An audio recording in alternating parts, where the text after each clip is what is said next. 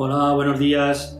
Hoy hablaremos sobre la servidumbre de paso y los problemas con la construcción. Soy Miguel Fernández, tu administrador de fincas colegiado, y comenzamos.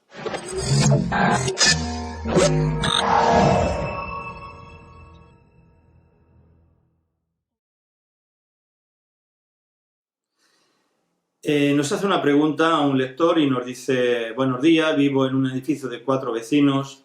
Para acceder a nuestras viviendas tenemos que hacerlo a través de unas escaleras y unos patios.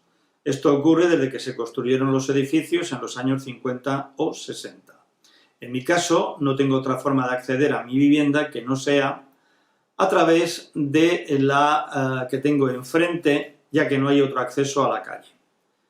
No veo en mi escritura ninguna mención a servidumbre de paso y me preocupa que algún día el propietario de la otra finca nos pueda negar el acceso y entonces no sé qué pasaría.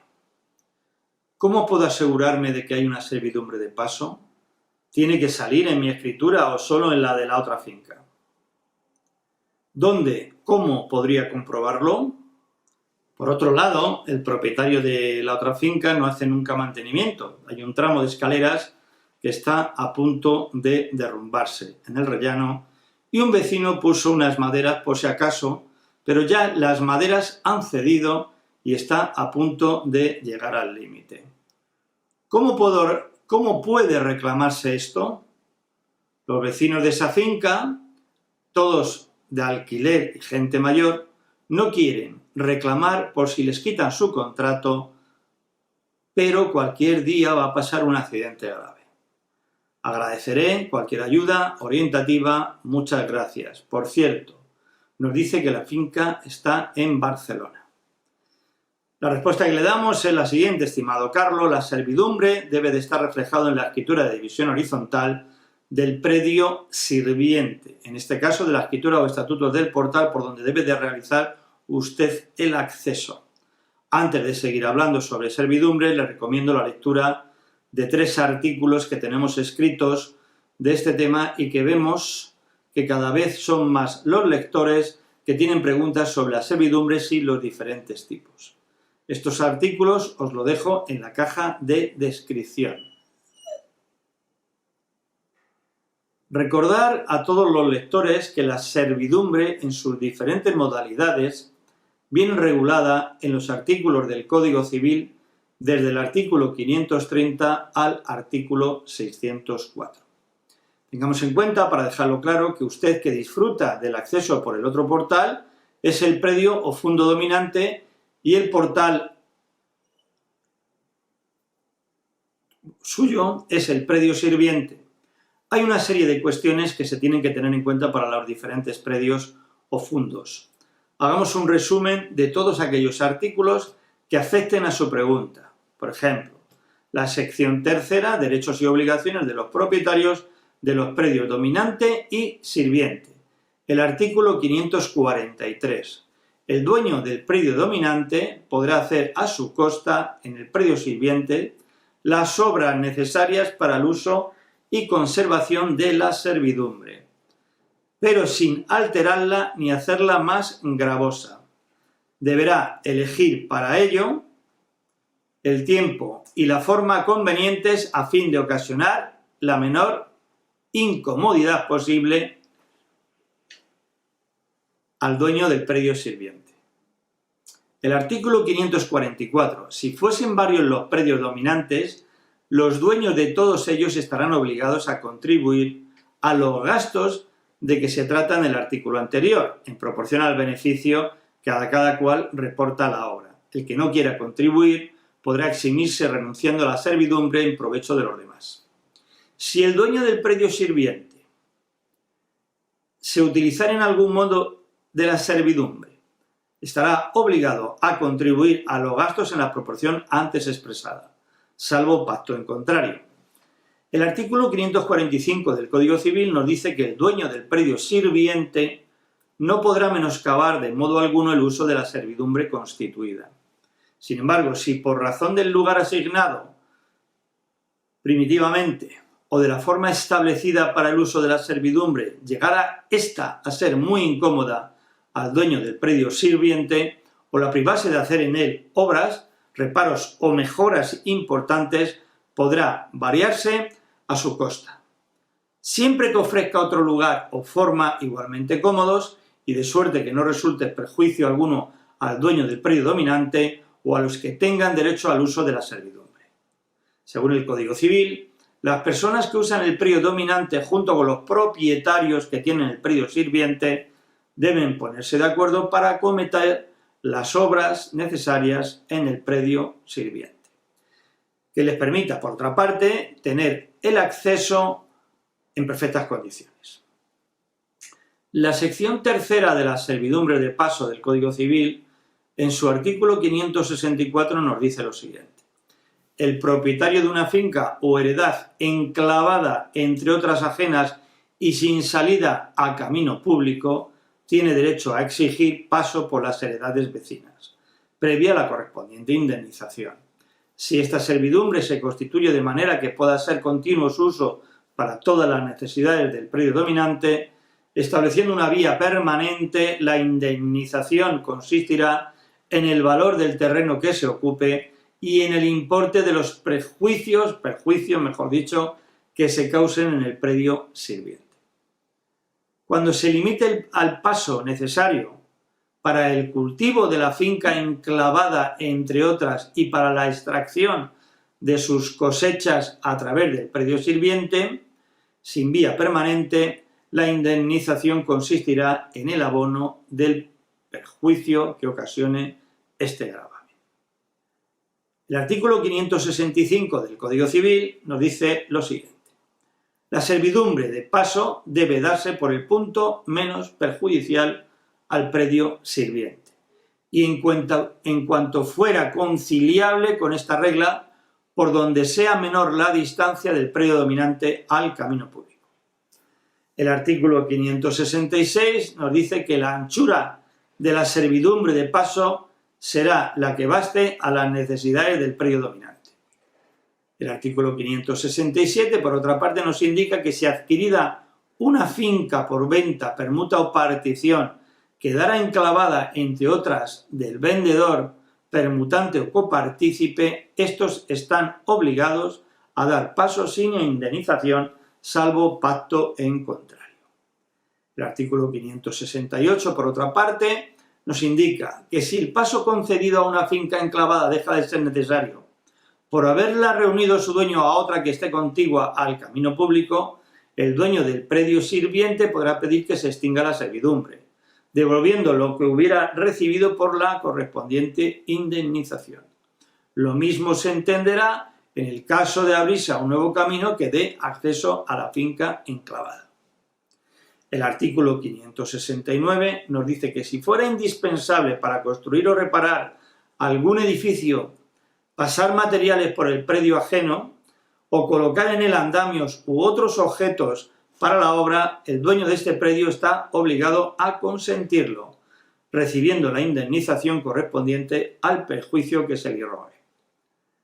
El artículo 570 nos indica que las servidumbres existentes de paso para ganados, conocidas con los nombres de cañada, cordel, vereda o cualquier otro, y las de abrevadero, descansadero y majada, se regirán por las ordenanzas y reglamentos del ramo, y en su defecto por el uso y costumbre del lugar. Sin perjuicio de los derechos legítimamente adquiridos, la cañada no podrá exceder en todo caso de la anchura de 75 metros, el cordel de 37 metros, 50 centímetros y la vereda de 20 metros.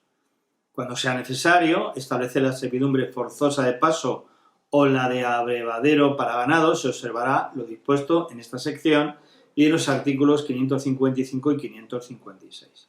En este caso, la anchura no podrá exceder de 10 metros. Con respecto a estos artículos que hemos descrito, parece claro que a quien corresponde la obra por predio sirviente, en el caso del portal, y que usted como predio dominante tendrá el derecho a exigir el perfecto estado del uso de esta servidumbre, aportando aquella cantidad de dinero que sea oportuna en base a lo que se establezca. Si considera que el no hacer dicha obra puede suponer un problema tanto para los propietarios arrendatarios del predio sirviente como para aquellos propietarios que entren por el predio dominante, como su caso, deberá poner en marcha en primer lugar una reclamación extrajudicial ante el presidente de la comunidad del predio sirviente y, si es posible, también ante el secretario administrador si lo tuviera. Si la comunidad o predio sirviente no le hiciera caso, mi sugerencia es que contrate a un arquitecto y le dé un informe para que con ello vaya a urbanismo del ayuntamiento y se resuelva a través de la reclamación oportuna. No puede dejar de gestionar la reclamación por el posible hundimiento que esto pueda suponer y debe de ser el ayuntamiento quien pueda actuar en vista de los posibles problemas aplicando las posibles normas urbanísticas existentes. En Madrid, por ejemplo, tenemos la Ordenanza de Conservación, Rehabilitación y Estado Ruinoso de las Edificaciones. Los artículos 6, 7 y 8, entre otros, hablan del deber de conservación y las actuaciones a realizar. Se lo dejo transcritos en este artículo que estamos comentando. El artículo 6, deber de conservación. Los propietarios de terrenos, construcciones y edificios tienen el deber de mantenerlos en condiciones mínimas de seguridad, de salubridad, de accesibilidad, de ornato público y decoro, realizando los trabajos y obras precisas para conservarlos, a fin de mantener en todo momento las condiciones requeridas para la habitabilidad o el uso efectivo. El artículo 7, dentro de las actuaciones de conservación, en el punto primero, nos dice que las actuaciones de conservación tendrán por objeto mantener los edificios y construcciones en las condiciones mínimas de seguridad para que no implique riesgo para las personas y bienes por los que se deberán realizar las obras y trabajos necesarios de afianzamiento, de refuerzo o de sustitución de elementos dañados de la estructura, de la cimentación, soportes, vigas, forjados, muros de carga u otros elementos estructurales que comprometan directamente la resistencia mecánica y la estabilidad del edificio. Asimismo, deberán ser reparadas las fachadas interiores, exteriores y medianeras, y otros elementos cuyo estado suponga un riesgo para la seguridad de las personas tales como chimeneas, falsos techos, cornisas, salientes, vuelos o elementos ornamentales o de acabado. En el apartado B dice salubridad de forma que no atente contra la higiene y la salud pública, por lo que se deberán realizar las obras y trabajos necesarios para que no se produzcan filtraciones de agua a través de la fachada, a través de la cubierta o del terreno, y se deberá mantener en buen estado de funcionamiento las reglas generales de fontanería y saneamiento, de modo que se garantice su actitud para el uso a que estén destinadas.